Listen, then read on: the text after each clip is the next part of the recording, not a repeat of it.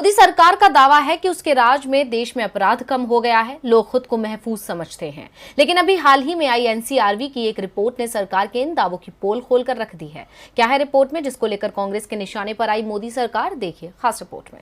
नारी शक्ति, नारी सम्मान के बड़े बड़े दावे और वादे करने वाली मोदी सरकार के राज में क्या वाकई महिलाएं सुरक्षित हैं? ये सवाल उठ रहे हैं अभी हाल ही में आई एनसीआरबी की रिपोर्ट से। इस रिपोर्ट के आने के बाद से देश की मुख्य विपक्षी पार्टी कांग्रेस देश की सत्ताधारी पार्टी बीजेपी पर जमकर निशाना साध रही है। कांग्रेस के ट्विटर हैंडल से ट्वीट कर कहा गया, एनसीआरबी आंकड़ों के मुताबिक 2020 के मुकाबले 2021 में दिल्ली में सभी तरह के अपराध तेजी से बढ़े हैं। मोदी सरकार और केजरीवाल सरकार की लापरवाही से दिल्ली अपराध की राजधानी बनती जा रही है। इसके अलावा एक और ट्वीट में कांग्रेस ने कहा कि देश में हर तरह का अपराध तेजी से बढ़ रहा है। अपराध मुक्त भारत बनाने का सपना दिखाने वाले लोग सरकार बनने के बाद अपने सारे वादे भूल चुके हैं। यानी एक बार फिर कांग्रेस ने मोदी सरकार को जुमलेबाज सरकार बता दिया। आपको बता दें कि देश में साल 2021 में 2020 के मुकाबले महिलाओं के खिलाफ अपराधों में 15.3% की बढ़ोतरी हुई है। राष्ट्रीय अपराध रिकॉर्ड ब्यूरो की तरफ से जारी आंकड़ों के मुताबिक 2021 में महिलाओं के खिलाफ अपराध के 4,28,278 मामले दर्ज हुए, जबकि 2020 में 3,71,503 मामले दर्ज हुए थे। एनसीआरबी की रिपोर्ट में यह भी बताया गया कि प्रति 1 लाख की आबादी पर महिलाओं के खिलाफ अपराध 2020 में 56.5% से बढ़कर 2021 में 64.5% हो गए हैं। आपको बता दें, इस रिपोर्ट में किस राज्य में कितने मामले सामने आए उसका भी खुलासा किया गया है, जिसमें दिल्ली, यूपी, मध्य प्रदेश जैसे राज्य शामिल हैं। अब इस रिपोर्ट के आने के बाद कांग्रेस ने दिल्ली की आम आदमी पार्टी सरकार और केंद्र की मोदी सरकार को अपने निशाने पर ले लिया है। मोदी सरकार ने देश की अर्थव्यवस्था को और मजबूत करने का दावा किया था, लेकिन पिछले कुछ सालों में इसमें लगातार गिरावट ही दर्ज हो रही है। ऐसे में विपक्ष का सरकार पर हमलावर होना लाजमी है, लेकिन सरकार अपनी आलोचना और खामियों से भाग रही है और विपक्ष के आरोपों को खारिज करती है। लेकिन भले ही विपक्ष के आरोप गलत हो सकते हैं, लेकिन रिपोर्ट में किए गए दावे तो गलत नहीं हो सकते। ऐसे में अब एक और रिपोर्ट ने मोदी सरकार के झूठे दावों की पोल खोल दी है। आपको बता दें कि साख निर्धारण करने वाली मूडीज इन्वेस्टर्स सर्विस ने 2022 के लिए भारत की आर्थिक वृद्धि का अनुमान गुरुवार को घटाकर 7.7% कर दिया था। उन्होंने कहा कि बढ़ती ब्याज दरें, आसमान मानसून और धीमी वैश्विक वृद्धि आर्थिक गति को क्रमिक आधार पर कम करेंगे। इससे पहले मई में मूडीज ने 2022 के लिए भारत की आर्थिक वृद्धि दर 8.8% रहने का अनुमान जताया था। अर्थव्यवस्था 2021 में 8.3% की दर से बढ़ी थी। इससे पहले 2020 में कोरोना के कारण ये -6.7% रही थी। वर्ष 2022-23 के में मूडीज ने कहा कि भारत का केंद्रीय बैंक इस साल आक्रामक रुख बनाए रख सकता है और घरेलू मुद्रास्फीति दबाव को बढ़ने से रोकने के लिए सख्त नीतिगत रुख अपना सकता है। अब मूडीज ने एक बार फिर मोदी सरकार के दावों को गलत साबित कर दिया है। इसके अलावा मूडीज ने कहा कि पीएमआई, क्षमता उपयोग, मोबिलिटी, कर फाइलिंग और संग्रह, व्यवसायों की आय और ऋण संकेत को जैसे सर्वे के आंकड़ों को देखते हुए कहा जा सकता है कि सेवा और विनिर्माण के क्षेत्रों में आर्थिक गतिविधियां तेज हुई हैं। उसने कहा कि आरबीआई के लिए मुद्रास्फीति चुनौती बनी हुई है और आरबीआई को वृद्धि तथा मुद्रास्फीति के बीच संतुलन बनाना होगा। मुद्रास्फीति को लेकर मूडीज ने अनुमान जताया कि इसका दबाव चालू वित्त वर्ष में जुलाई से दिसंबर के बीच कम हो सकता है। लोकसभा चुनाव में करीब 1.5 साल का समय है, लेकिन इसकी तैयारियां अभी से शुरू हो चुकी हैं। सत्ता पक्ष और विपक्ष दोनों ही अब 2024 चुनावों पर फोकस कर रहे हैं। इन तैयारियों के बीच अब एनडीए का साथ छोड़कर विपक्षी खेमे से जुड़े नीतीश ने लोकसभा चुनावों को लेकर खास रणनीति बनाई है। क्या है नीतीश का प्लान, आइए देखते हैं इस रिपोर्ट। बिहार में अभी हाल में हुआ सत्ता पलट 2024 के लिए बड़ा गेम चेंजर साबित हो सकता है, जिसने भारतीय जनता पार्टी की टेंशन बढ़ा दी है, क्योंकि वहां महागठबंधन की सरकार बनने के बाद से ही नीतीश कुमार ने मोदी सरकार के खिलाफ मोर्चा खोल दिया है और शपथ ग्रहण के दिन से ही नीतीश लगातार 2024 चुनावों में विपक्ष को एकजुट करने की जुगत में लग गए हैं और विपक्ष को एकजुट होने की अपील कर रहे हैं। इतना ही नहीं, अटकलें तो ये भी हैं कि नीतीश पीएम पद के उम्मीदवार भी बनाए जा सकते हैं।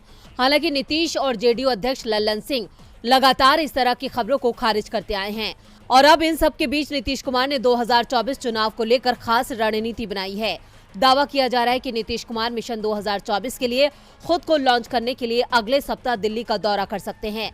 जनता दल यूनाइटेड के एक वरिष्ठ नेता ने कहा कि पटना में पार्टी की राष्ट्रीय कार्यकारिणी और परिषद की बैठकों के बाद मुख्यमंत्री पहले दिल्ली जाएंगे और बाद में हरियाणा, राजस्थान और देश के अन्य हिस्सों में जाने की योजना बनाएंगे। नीतीश कुमार दिल्ली में कुछ दिन विभिन्न दलों के नेताओं से मिलकर आगे की रणनीति तैयार करेंगे।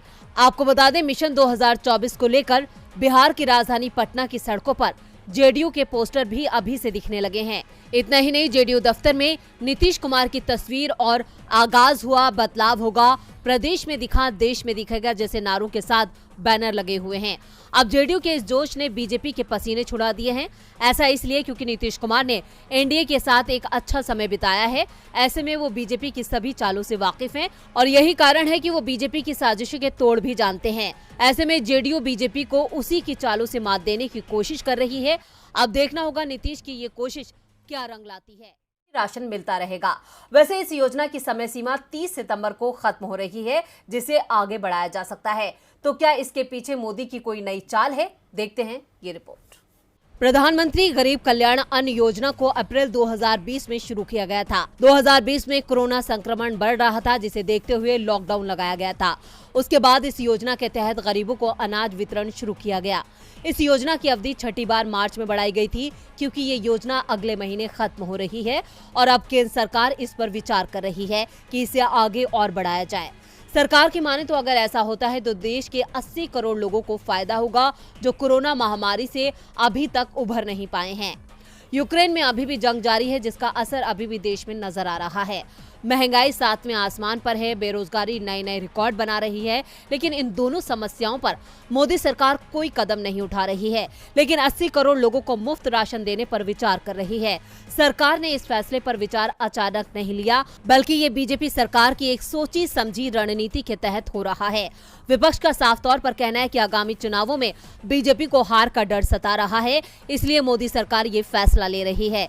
इस साल गुजरात और हिमाचल में विधानसभा के चुनाव हैं और मुफ्त राशन की योजना हमेशा मोदी सरकार के लिए फायदे का सौदा रही है, इसलिए वो इस योजना की समय सीमा बढ़ाने पर विचार कर रही है। वैसे अर्थशास्त्रियों की राय इसे आगे बढ़ाने के पक्ष में कतई नहीं है।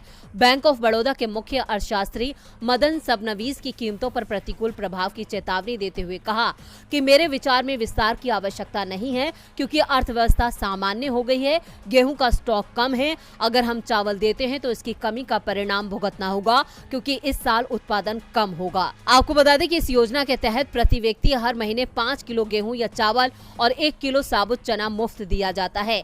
ये राष्ट्रीय खाद्य सुरक्षा अधिनियम के तहत पहले से उपलब्ध कराए गए सब्सिडी वाले राशन से अतिरिक्त है। इस योजना को मार्च में 6 महीने के लिए इस साल सितंबर तक के लिए बढ़ा दिया गया था। पश्चिम बंगाल के मुख्यमंत्री ममता बनर्जी ने हाल ही में राष्ट्रीय स्वयंसेवक संघ को लेकर एक बयान दिया था, जिसे लेकर राज्य में सियासत तेज हो गई है। ममता बनर्जी ने संघ की तारीफ करते हुए कहा कि आरएसएस में सभी लोग बुरे नहीं हैं। उनके इस बयान के बाद कांग्रेस से लेकर सीपीआईएम और एआईएमआईएम तक के कई विपक्षी पार्टी उन पर हमला बोला है।